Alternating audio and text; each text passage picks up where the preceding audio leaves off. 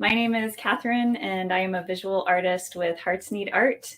I earned my bachelor's degree from the University of North Florida with a focus in fine arts and painting and drawing. And during my time there, I did an internship with another arts and health program at a children's hospital. And it was during that time that I think I realized how critical the arts experience is, no matter what your life stage or circumstances are, because it gave patients a way to still have a form of self-expression during really challenging times. Art making is an opportunity for us to not just have self-expression, but it gives us a chance to just be in the present moment where we're not worrying about the future or rehashing things that happened in the past. And so whether you're doing a super finished portrait or you're just making some marks on a page, there's a chance there to just find some peace of mind. I felt like because Hearts Need Art wants to bring those moments of joy and connection and self-expression in a healthcare setting, it just spoke to me because of my past. I think as adults, sometimes it's easy to lose our connection to art making because we get caught up in our jobs or being parents or whatever roles we have to fulfill. And it's very easy to forget just how playful and fun art making can be. And so being able to bring that opportunity into a healthcare setting, it may have been years and years since somebody has done any art at all. But I think just providing the space and the opportunity for somebody to try is an important piece of them being connected to themselves. I think the process of art making is more important than the product. So I'm excited to just show up with the materials and see what happens. There's a level of spontaneity to that. That again, it brings in that presence-based practice. You don't know what's going to happen until you just show up and do it.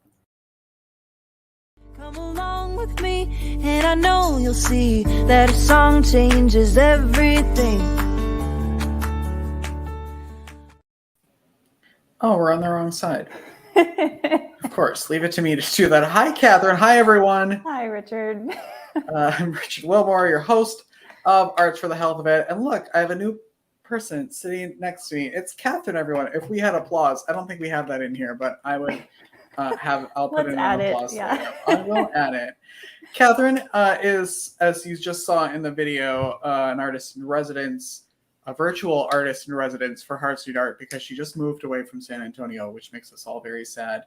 But I thought this would be a great opportunity to have her join the podcast since Stanzi is out, and I'm very happy you're here. Thank you. Thank you for having me.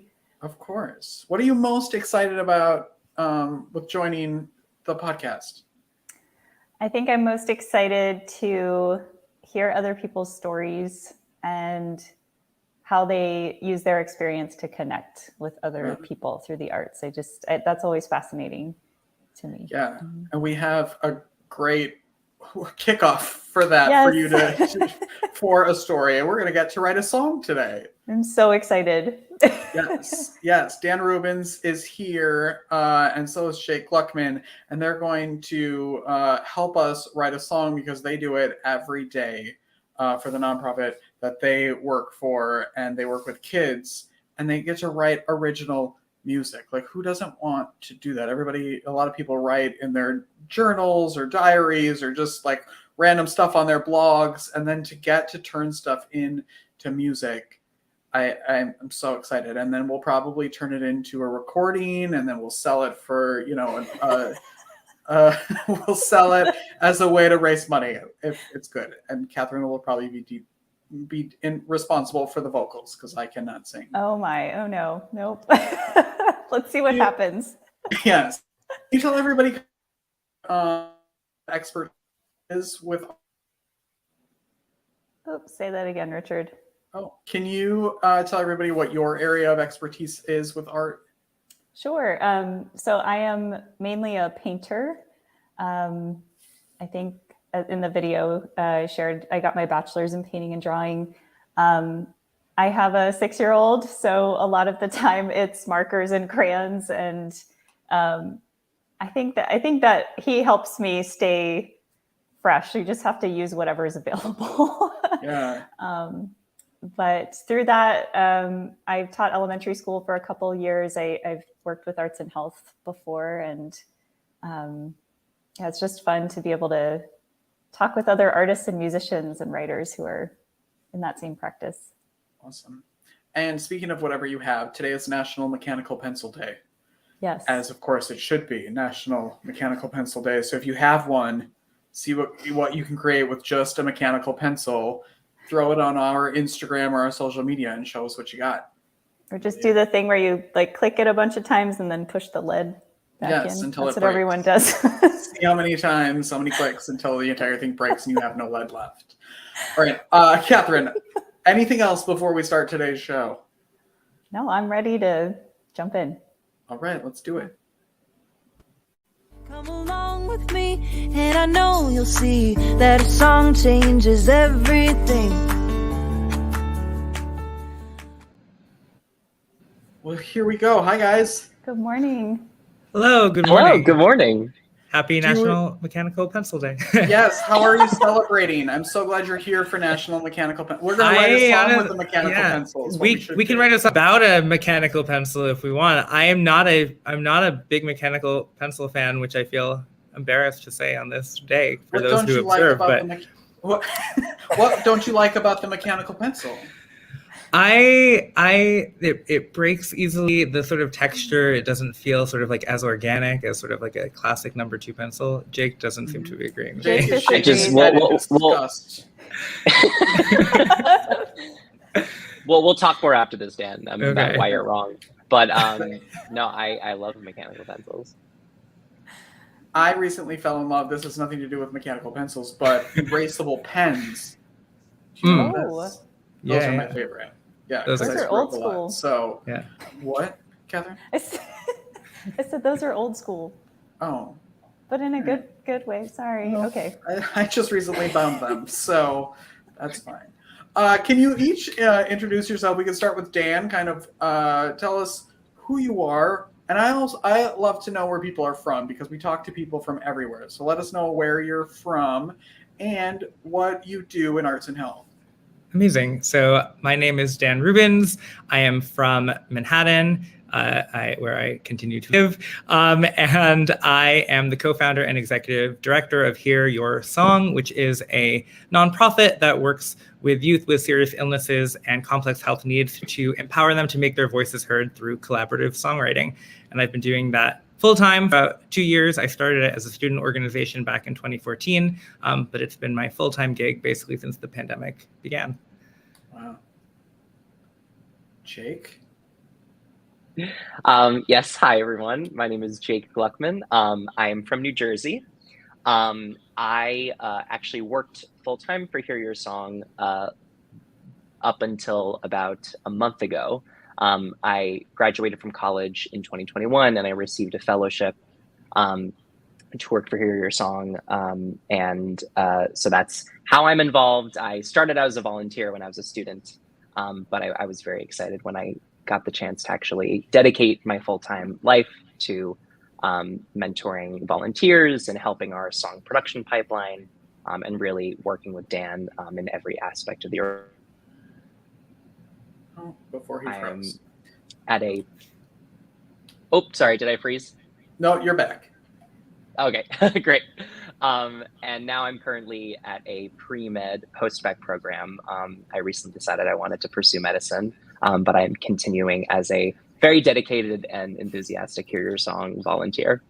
Yes, good. I'm so glad you're here. Now, before we start songwriting, because we're going to write a song together today, correct? Let's do it. Yeah. From the not art side, but from the nonprofit side, I want to hear why or how you took it into the nonprofit world, because you were doing it before, correct? And then so that's a great question. So it began when I was a sophomore in college. My co-founder Rebecca and I were really looking for ways to bring the musical community on our campus together.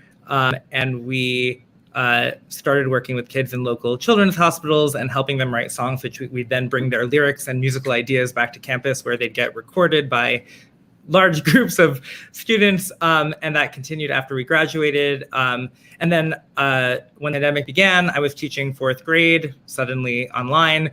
And as we were talking to each other and to other musicians and to the students who were still sort of trying to lead that organization back on campus, we realized that this was the moment where we really, I guess you could say an opportunity, but also really a need for the kids that we wanted to serve, to make their voices heard at a time when where kids were immunocompromised or living with serious illnesses were sort of the most isolated and the most at risk. And musicians were looking for ways to connect and collaborate that they had suddenly lost all access to.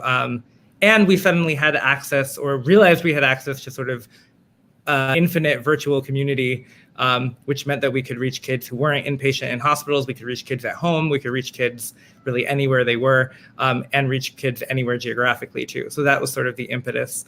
So it was sort of catalyzed by COVID, really, more than anything else. What made you pick, because initially you said you worked in children's hospitals. Was there a reason behind picking that? Yeah, so the sort of connection there for me was when I was in 5th grade.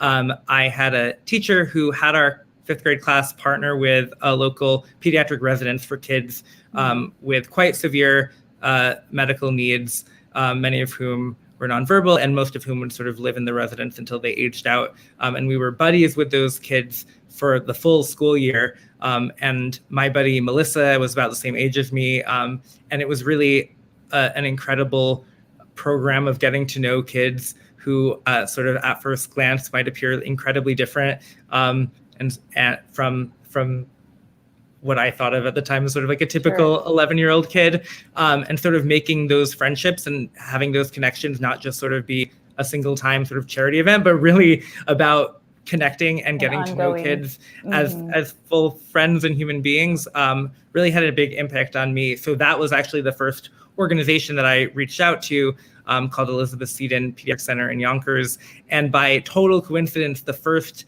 resident that we were paired with was Melissa, who was my buddy, and was still there. So that was one of the first, we recorded her song in our first ever recording session. Oh my gosh. She wrote about wanting to spend a warm day at the beach with her friends.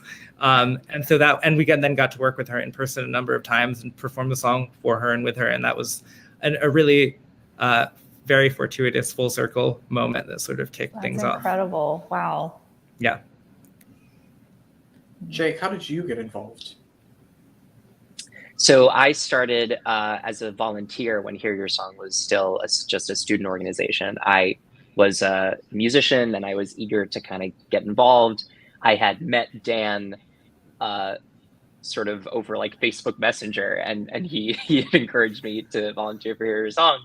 And I instantly loved getting the chance to work with the musicians, and I instantly connected with the mission. I've always loved working with kids, just like personally in my life. And I thought this was a great way to kind of connect with other, composers like me, but also give back. And then sort of as Dan was talking about, as they started expanding in sort of the beginning of the pandemic, I was one of those eager musicians who was looking to kind of engage, and I got the chance to help record and write music for a few songs. And then as I was looking for something to do post-graduation, Dan and I kind of stumbled upon this fellowship that's funded by the Yale Glee Club Associates, where I could work full-time for Hear Your Song, and it would be fully funded. And it was such an incredible experience. Those magical words, fully funded. Yeah. Don't hear them too often, but when you do, it's magic. Yeah, and we've actually been lucky, really sort of magically lucky, but really because of the talent of the people who have been gotten involved with the organization, to have another fellow receive the same fellowship this year, Jack, who just started, not to be confused with Jake, who just started a couple weeks ago. So it's been amazing to have another fully funded staff member for another year. Good. Yeah. Are we ready to write? Sure. All right, we're gonna take a break. Yeah. Can people do this at home, or are they just going to like watch us? People are welcome to do this at home. I think we can, as we lead you through the process, we can sort of talk through what our typical songwriting sessions look like, and sort of how there is no typical songwriting session. And then if people want to sort of find inspiration from that, and pause and write their own choruses, they're welcome to do so. Okay, good. We're going to take a quick break so you can grab your mechanical pencil and paper and get ready to write a song with us. We'll be right back, everyone. Whether you consider yourself a musician or not, music is all around us, and it affects our everyday lives. Whether it's background music influencing our shopping habits in a store, organ music adding the vibe to a baseball game, or a playlist convincing us to keep going on that last mile of a run. I'm Minty Peterson, host of the podcast Enhance Life with Music, where we take a holistic look at the power of music in our everyday lives through the lens of science and health, sports and entertainment, business, and education. You can find me and Enhance Life with Music at mpetersonmusic.com/podcast or wherever you get your audio. Unleash the power of music. Medical professionals are burning out at an alarming rate. Burnout can cause health workers to feel hopeless, trapped, helpless, worthless, depressed, sleepless, and tired. By joining the Hearts Need Art Gratitude Grams program, medical staff receive a personalized email and video from a musician, an artist, or writer once a week that includes a message of thanks, an encouraging song, uplifting poem, or a simple art activity. After watching their gratitude gram, participants report feeling more hopeful, empowered, energized, and appreciated. If you are or know a healthcare worker that would like to receive free gratitude grams, please visit heartsneedart.org. Alrighty, we're back with Dan and Jake from Hear Your Song, and we are about to write a song. I'm going to share my screen. You need to jump on Facebook or YouTube and watch this. This is not a one to listen to on a podcast platform. So we're ready when you're ready. Wonderful. So really the core of our songwriting sessions with kids is about giving them power and choice over as much of the process as we possibly can. So we normally start out by just chatting with kids a little bit, getting to know what they might want to write about, or if they have a strong idea coming in. If you visit our YouTube channel, there's songs about food, there's songs about family. Sometimes kids write about their medical experiences. So I don't know if you want to write a song together, if you have ideas for what you might want a song about today. But it is Mechanical Pencil Day. I don't know if that's of deep musical interest to you. What do you think, Richard? I mean, my go-to is always coffee. Elephants are my favorite. I'm trying to think of favorite things. Catherine, what do you love? I love both of those things too. Good. Good. That's why we get along. Yes. Oh gosh. You could also, I mean, we also invite kids often to tell a story, whether it's a true story or a made up story through their song. So you could combine coffee and elephants in some way if you wanted to as well. An elephant drinking. A day in the life of an elephant who's just trying to get a cup of coffee. It's tough fitting through those Starbucks doors when you're an elephant. It's dark roast coffee, right, Richard? Well, it's medium roast. Medium. But, Medium. Okay. I mean, I'll drink it. I do think that what you just said, it's tough fitting into those Starbucks stores when you're an elephant, could be a great sort of hook for the chorus. We try to, so as you're saying, try to write down like almost everything that kids say so that we can show them that they're like creating incredible phrases and lines that could become songs. So if you like that, I mean, could run with sure, it. yes. Yes. I said it, so I love it.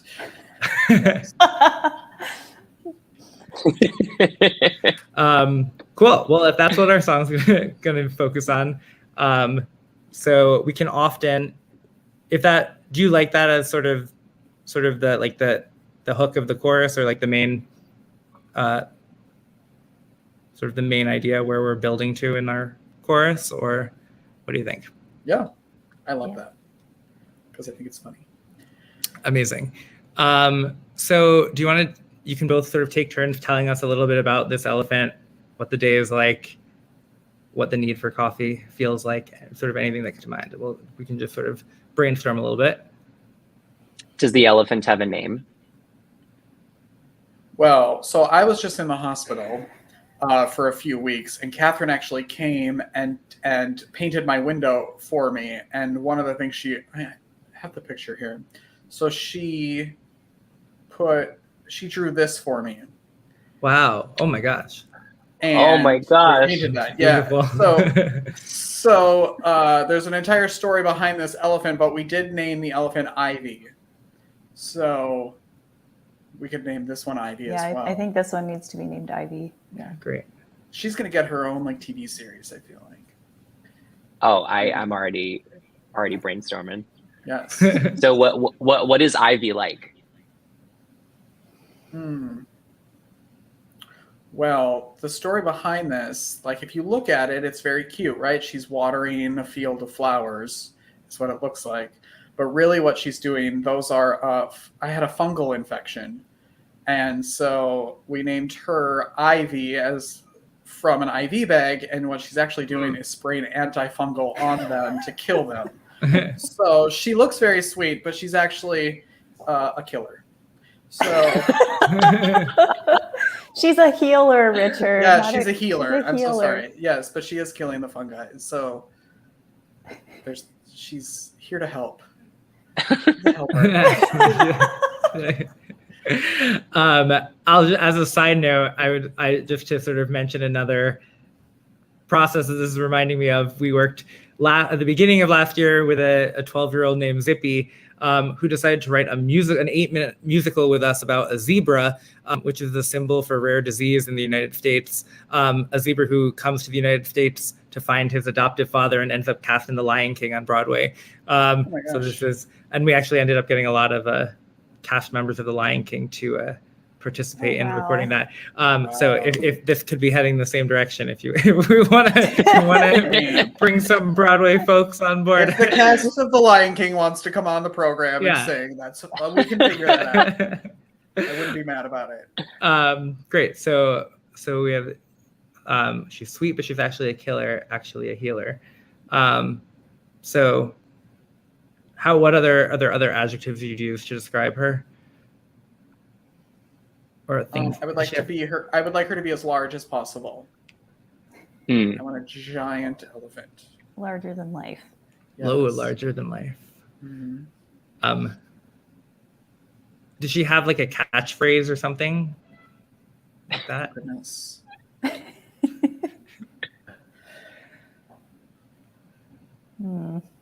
Like there's a fungi pun somewhere in there. I used to tell everybody that fungus is no fun. That's what I would tell everybody. But I don't know if she has a catchphrase. It could be it's tough fitting into those Starbucks stores when you're an elephant. It could be her catchphrase. We do have. She probably says it many times during the day. Right. I think she's tired from healing all day, so she needs some coffee as a pick me up. So do you think the song is more of a like introducing Ivy the elephant, or is the song like a particular like day in the life of Ivy the elephant? I feel like she wrote the song. Okay. So like will the song be like first person? Okay. Yeah.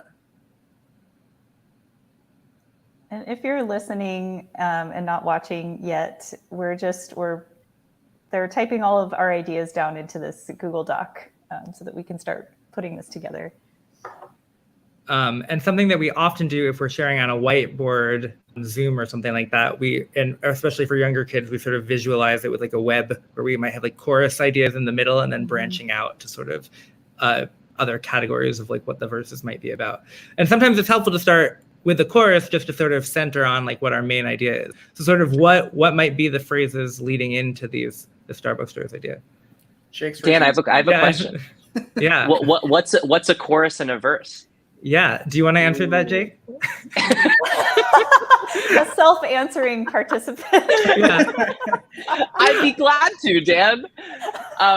So the chorus and the verse, some of you are familiar with those musical terms, but when we introduce, a lot of the times if we think that our songwriters need some structure and want, very clear like pieces of a song, we talk about the verses and the choruses. So the choruses are the parts of the song that it's like the part of the song that you remember. It's like the part that repeats a lot, like the 3 to 4 lines. It's usually 3 to 4 lines. It usually has like the catchiest melody, sometimes contains the title. So I'm thinking of like somewhere over the rainbow, da, da, da. You could think that as the chorus of that song. And so that part repeats like 2 to 3 times. And then the verses are sort of what goes in between the choruses. So like verse 1 would be like the first couple lines that introduce the song. Verse 1 is followed by chorus 1. And then you'd have a second verse followed by a second chorus. So we could start by thinking of like what we want the chorus to be, since that's usually like the main idea of the song, the part that, as I said, repeats or that is catchy. And then from there, go to the verses. But it's up to you all. So I feel like it's tough fitting through a Starbucks door, whatever I said, would be part of the chorus. Yes. Right? Sure. Okay.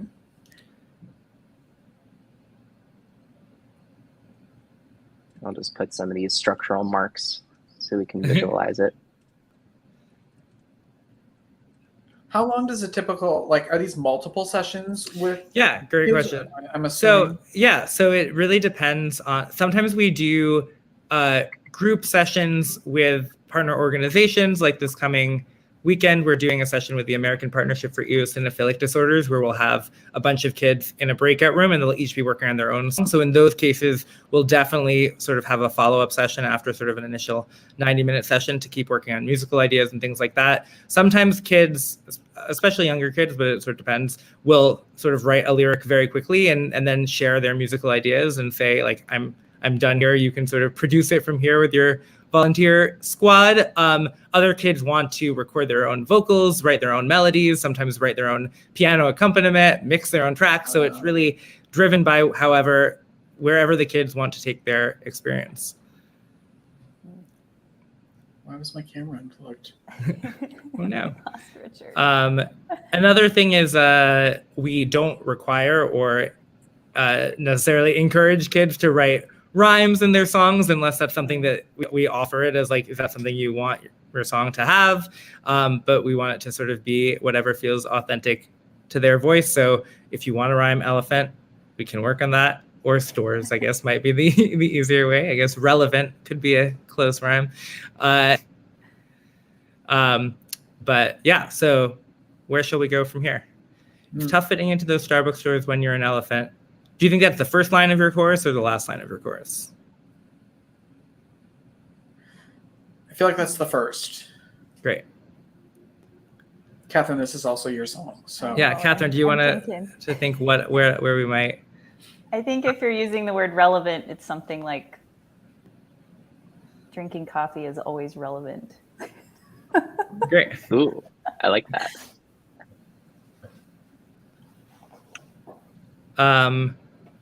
Do you want to use any of those brainstormed phrases? Like you say, I'm sweet, but I'm actually a killer, or I'm larger than life.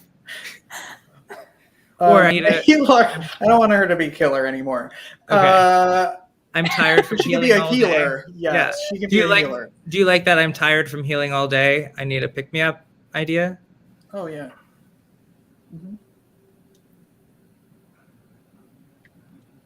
Do you want it to be I'm tired from healing all day, so I need a pick-me-up, or I'm tired from healing all day, I need a pick-me-up? Either one. Let's take out the so.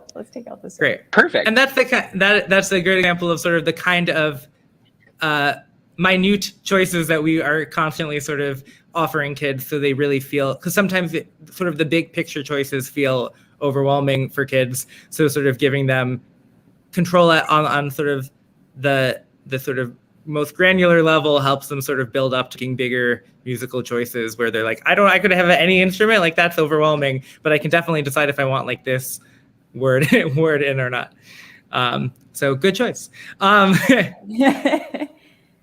I'm sure we're kind of doing this like on a abbreviated level, just like for the sake of time, but it's really interesting that like you guys are having to pay really close attention to what they're saying, but also to maybe what they're not saying, and then doing just asking really good questions to draw it out of them. So yeah, a lot of the sessions are about. So go ahead, Jake. Oh, no. I was gonna say a lot of the time it just comes down to making sure that there's always, like, as I sort of did with you, like 2 options that we're weighing, and sort of what we try to encourage our volunteers to do is always making sure that it's always about the songwriter actively picking, instead of us being like, do you want this, yes or no? Or like, because all the times our songwriters are just like, yeah, sure, you know, whatever. But making sure that there's actually like a way for them to actively choose one thing, and also for them to see multiple options so that it helps them actually figure out what they want. Because a lot of the times they're like, we're not songwriters, we know what we want. But if there are like multiple options that we give them, then we find that it makes them feel like they're more empowered to actually choose. Right. So do we want to add one more line to finish up this course maybe? Oh, well, there is a great rhyme for up that I'm thinking of that would be quite relevant for this song. Let's hear it. Do you have any? Cup? Yeah. Could we get a cup in there? I don't know how she's holding her coffee cup, but I feel like we also need a color for the coffee cup. Like she has to have a favorite coffee cup that she uses. Yeah. Does she always get like a particular size? Like, is the largest Starbucks size like enough for her? Because she's an elephant, like, so I'm like, what if she just gets one shot and that's her? A shot of espresso. And she like throws it back with her trunk, and then she just goes about her day. A shot of espresso in my cup, and then what did you say about something in the trunk? And then go about my... I just imagine her like throwing it back, like using her trunk, throwing it back, and like tossing the cup, and then I don't know, fucking away. Is she pouring it on her head or in her mouth? No, like in her, I don't know. I didn't get that far. It goes in her mouth. Okay. But she can't like use her feet to like drink it, so she would pick it up with her trunk. Right? Yes, that makes sense.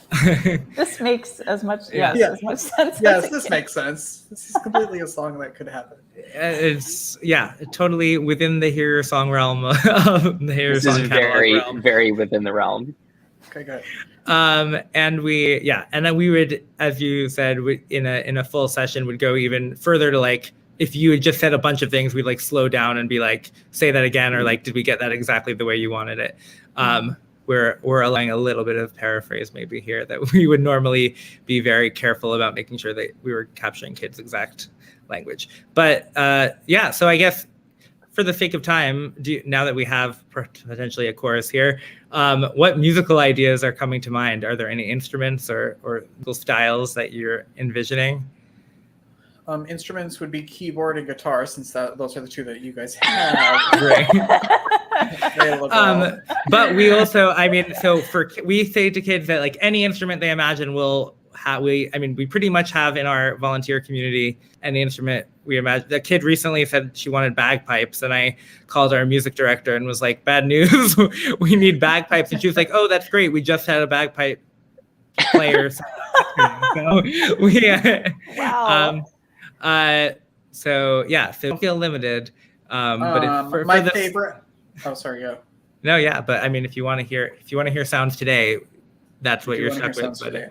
However, when the Lion King cast comes, I would like drums, because those are my favorite instruments. Great. So drums, I feel like should be in there, and that's also a good like for feet, elephant feet. Yes. Like that could be good. Some stomping. Mm-hmm. That actually reminds me.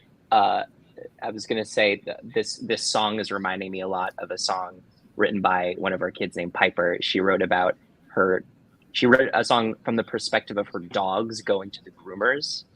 And it was very similar to this, where it was like from the perspective of her dogs, like about like the fear of going to the groomers. And she specifically wanted the drums to sound like the horror movie dun dun dun. That was her like very specific note. I wonder if Ivy pays for her coffee in peanuts or cash. I don't know why that just popped in my head. Like, does she get a snack? That could like, be, yeah. You know, does she like peanuts with her coffee? That could be a whole verse, or the bridge. The bridge, yeah. Maybe the bridge is like she's like ran out of peanuts, but she's at the store and she needs her coffee. So it's like a very dramatic moment. Musically, do you have ideas for sort of stylistically? I'm sort of getting like a bluesy vibe from that first line, but I don't know what you're. what are you hearing? Yes, like blues, jazz, maybe like a you know, like Ivy swaying her big old hips while she's like snapping her fingers. So normally at this point, then, imagine we had written the full lyrics and we're ready to sort of explore the music, we'd invite the songwriter to improvise a melody. Maybe you don't have to do that today if you don't want to, or if they're like, no way am I singing, then one of our volunteers, such as Jake, might sort of make something up and sort of see what reaction he gets. So that's your cue, Jake. Unless Catherine wants to start singing, I'm going to default to Jake. Nope, Jake, it's all you. Woo, let's see. No pressure. Do we want like a bluesy? So does anyone want to do some snaps to count us in? We can do snaps.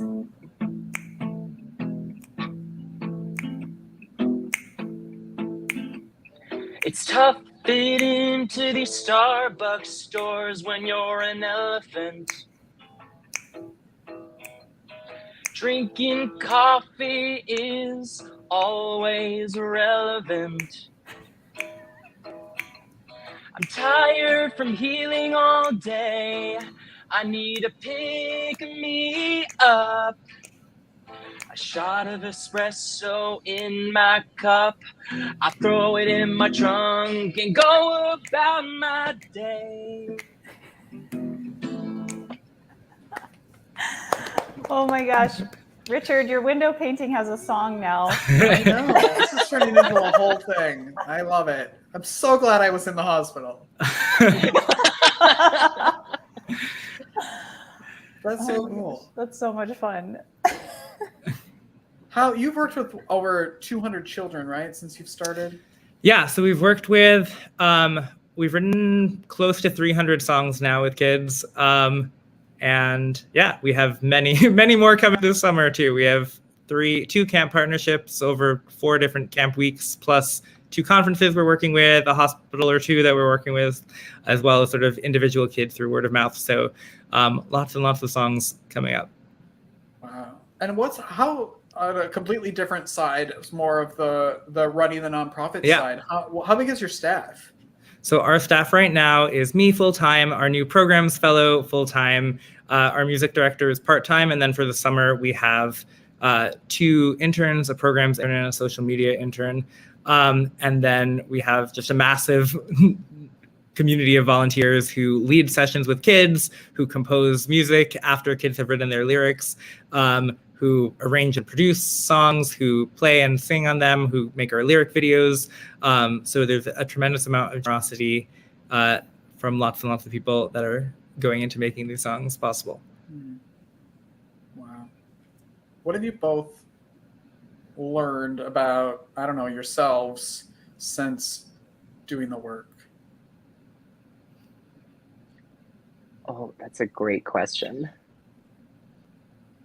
I think something that I've learned is just like trusting kids with their own visions and just, I guess, listening to them more. I think just the stories that we get from a lot of our songwriters are sometimes really fun and like a dog going to the groomers.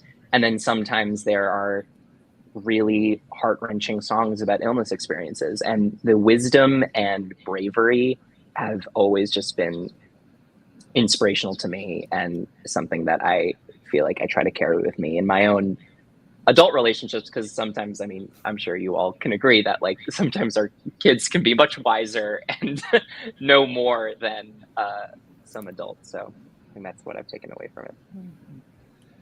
Yeah, I think sort of similarly, sort of what comes to mind is even sort of beyond the individual songs, sort of trusting kids to sort of guide the direction of the organization, and sort of to know sort of what we need to do. For two examples quickly that come to mind are our sort of pivot early on in our trajectory as a full nonprofit, like a year and a half ago now, to really explicitly include mental health diagnoses as the part of the communities we serve, came from a sibling of a girl with a physical health diagnosis who wrote, she asked if she could also write a song, and wrote hers about the stigmatization around teens talking about mental health, and how her sister, who has a congenital physical condition, is sort of held up as a hero, and she's asked to sort of bottle up her mental health experience. And that sort of directly led us to sort of reconsider how we frame sort of the populations we work with, and to sort of pursue a number of mental health based partnerships that have been really powerful. And we've recently started doing peer songwriting groups, where some of our most engaged and returning songwriters have been working on songs together and really building a community together, and seeing their reactions to that has been incredibly powerful, because they've really been very adamant that these groups continue and that they collaborate with one another, and they're sort of guiding sort of the direction then that our programming takes. Wow. I'm just thinking, like, I just want to bring you into Hearts Need Art. Yes. and I think that would be a great, I don't know, we'll talk after this is over about how we can work together. Amazing. I think that we work with young adults, and I think it would be a great partnership and something that would be really needed here. Anyway, how can people best connect with the both of you and for Hear Your Song? Yeah, so on our website, folks can get in touch if they want to sign a kid up for a session, if they want to volunteer in any capacity. Those are all easily available on our website. If they're from an organization, a hospital, a nonprofit that would like to partner with us. All of our programs are free of charge for the kids and families and the organizations we partner with. So if people would like to support helping us to continue that, our ability to do that, they can also donate on our website to help us continue to expand and sustain our programs. And I'm also available at dan@hearyoursong.org. And sort of most importantly, if people want to listen to the songs, cheer kids on, let them know that they're listening, they do so on our YouTube channel and our social media, which is @hearyoursonghys. Pretty much anywhere social media is sold. And yeah, we just love hearing from people who are inspired and excited by the songs that kids are creating. What do you hear, Jake? And then I want to hear how people can connect with you. But this brought up a question that I will forget because I'm on medication. What do you hear from the kids when their songs become kind of public and they can go on YouTube and listen to the song that they wrote? That has to be pretty cool for them. Yeah, Jake, do you have examples? I'm trying. I mean, you can see on our Instagram we have a lot of reaction videos from kids for hearing their songs for the first time. I think, and we also have had a wonderful virtual songwriter showcase series called Cheer Your Song, where we sort of bring kids together so they can share their experience with their families. And yeah, I mean, we get a lot of heartwarming responses. A lot of the times from, obviously the kids love hearing their songs, but parents, I found it's a big moment for them when they get to kind of hear their child's story or ideas being brought to life in that way. And I think it's a big moment of letting them know that they're children's illness doesn't define them, and that there's so much more to be told, and there's just life and joy. And so that's been some of the most heartwarming responses when parents are like, oh my God, this song, we're listening to it nonstop. Another example that comes to mind is we recently in May had our first sort of big in-person concert in New York, where we had a number of Broadway performers sing kids songs alongside the kids, and they got to many of them got to Zoom with the kids who weren't going to be able to be there in person, and were watching on live stream ahead of time. And one incredible Broadway performer, Erin Davey, who it was in a number of Broadway shows, most recently Diana the musical, and was in Grey Gardens, other things. She talked to Faith, who had written this song about her chronic illness experience called Reason, that she had chosen to sing. And they just had this incredibly moving conversation that Jake and I got to be hidden on the Zoom for, where Erin Davey shared about her own experience with chronic illness that she hadn't sort of spoken about very publicly before, and allowed us to sort of share that with our community, sort of on our social media as well. And it's just for the kids to feel like, wow, a Broadway performer singing my song was cool, but to actually be like, my song has actually had a really significant impact and an emotional resonance with someone who's a performer who's saying, not just like it's fun to sing your song, or like this is cute, but like this actually was kind of transformative for me, was kind of, I think, amazing for us, amazing for her, sort of just really powerful all around. That there's sort of, one of the things I say sometimes and that I love about the organization is that the impact often goes in directions that I can't even predict. And it's not just like, oh yes, we achieved our impact goal, but sort of the most important impacts are often ones that we never sort of thought about or imagined, and just sort of happen organically. Yeah, those moments of like, oh my gosh, I can't believe this is happening. Like those pinch me moments. Sure. And those happen relatively frequently, which is pretty cool job to have. Yeah, I was going to say, can I share one more anecdote related to what Dan just said? One of my favorite unexpected impacts we had was two of our songwriters met in like a virtual group session. Like they sort of connected over the Zoom chat. They like bonded over like their love of High School Musical. And we didn't know that they had like exchanged info. And then like months later, their families reached out to me. It's like, oh, Charlotte and Elliot want to write a song together. And we're like, oh, how did Charlotte and Elliot know each other? And we had a Zoom with them, and they told us that they became best friends because of the Hear Your Song session. And they wrote a song with us about their whole friendship and how they live. One of them lives in the Midwest, one of them lives on the West Coast. So they've never met in person, but they like talk every day. And the whole conversation is on our YouTube channel, where they like share about how like Hear Your Song brought them together. And that to me was one of the coolest things, that they just forged this friendship because of writing a song together. That was really heartwarming. That gives me goosebumps. Like how, like, you know, all those things that like you don't even know are going to happen, and then they happen, and nothing you even planned for. Yeah, that's so cool. Mm-hmm. Catherine, do you have anything? And we've taken more than enough of their time. I promise people a half an hour, and then usually it's an hour later.